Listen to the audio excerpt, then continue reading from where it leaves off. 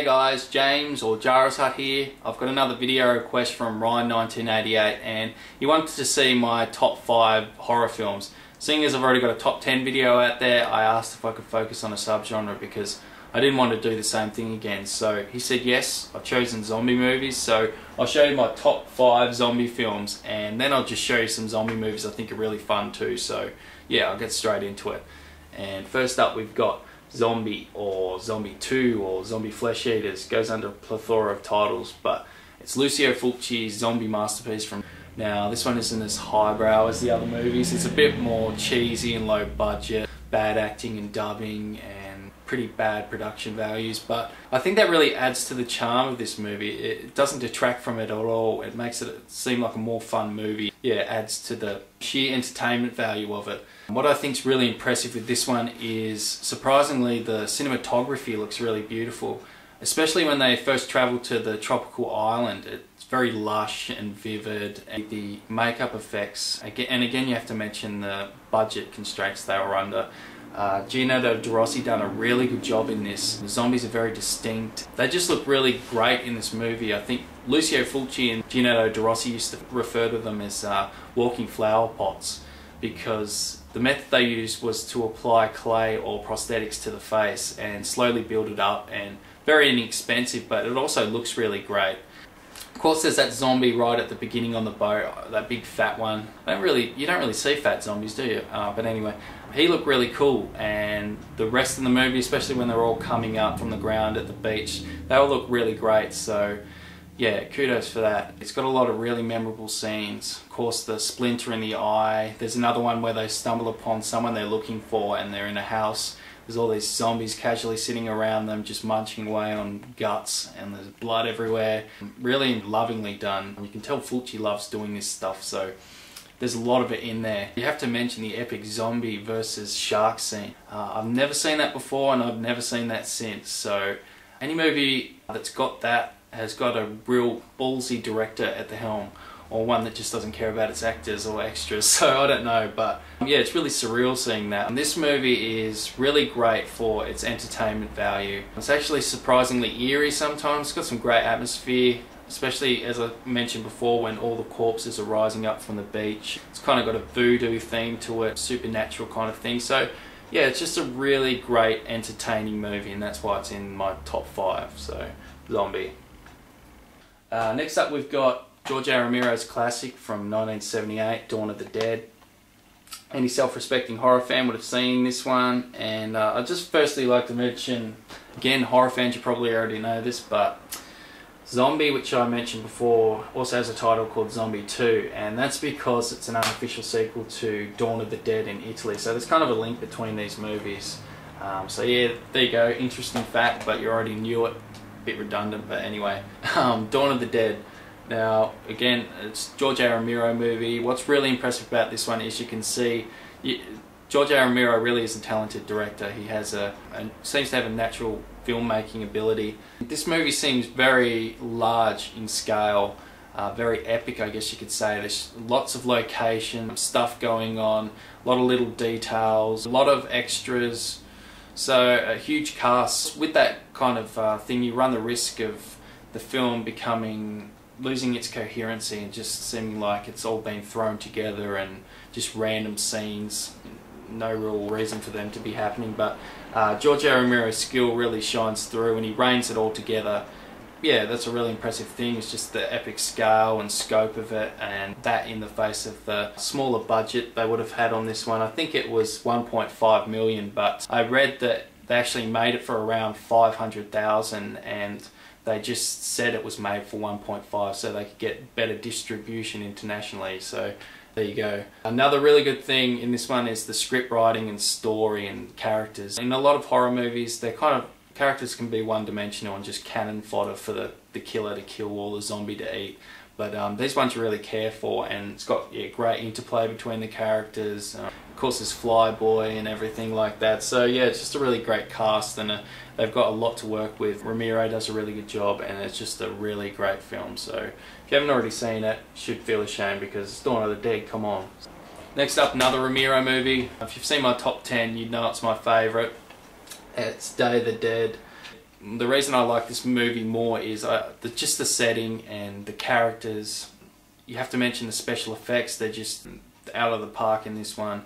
It's got some of the best special effects in a zombie movie I've ever seen. Of course, there's that at the beginning, that guy with his lower jaw missing, his tongue lolling around at his throat. I think that's my favourite scene out of the movie, and then Day of the Dead comes up over the top. So it's got great special effects in it. Another really impressive thing again is just the paranoia and unease that Romero is able to create. So it's got really great atmosphere, and it takes place in an underground military bunker, but it's in Florida also.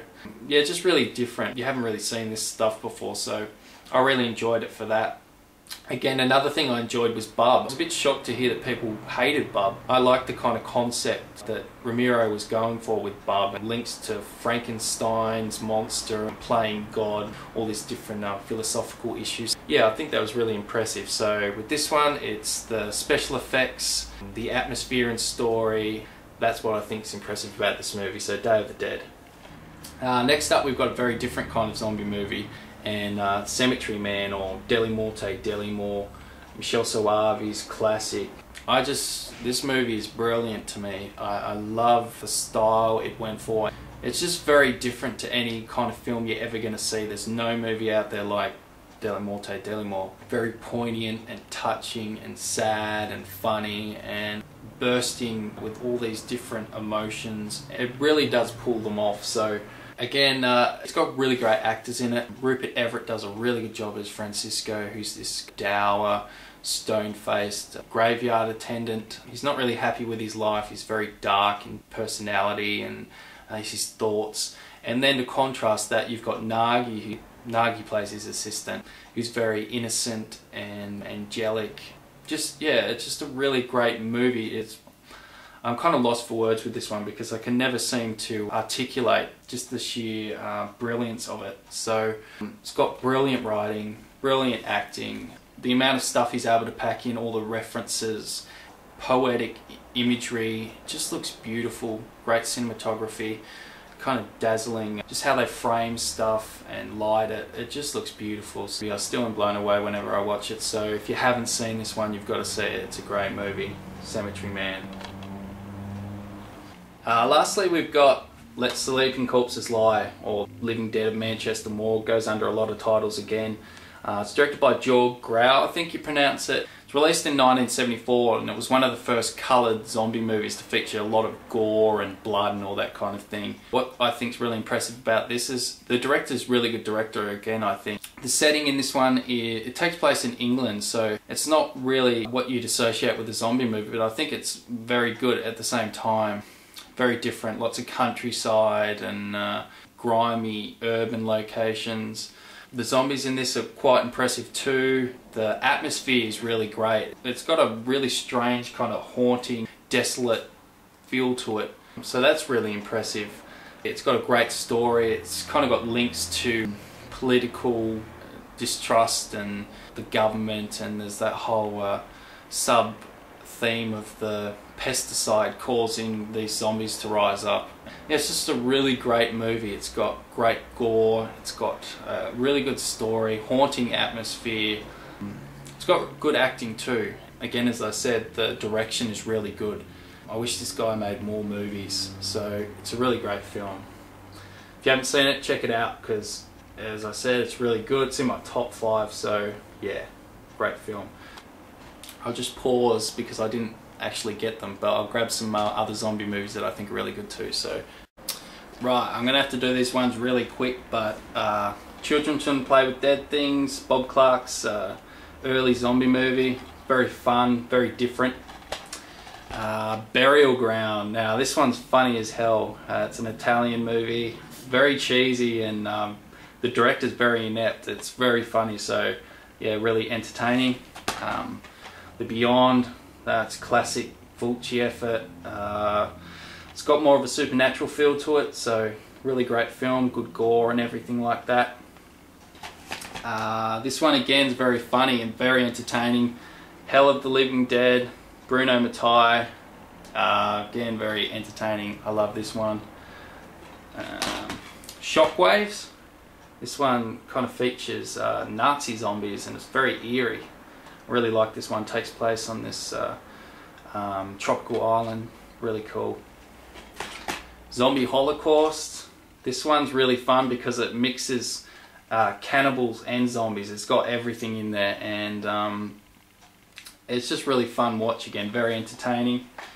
Dead and Buried.